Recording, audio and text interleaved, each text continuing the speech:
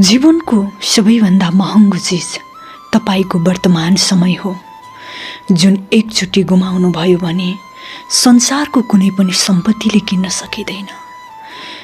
भनिन्छ जीवनलाई बुझ्न 3 ठाउँमा जानुहोस्: अस्पताल, जेल र मसानघाट।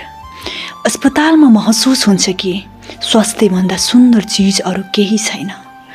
जेलमा महसुस हुन्छ कि स्वतन्त्रता नै सबैभन्दा महँगो कुरा हो र मसानघाटमा महसुस हुन्छ कि जीवनको कुनै मूल्य छैन।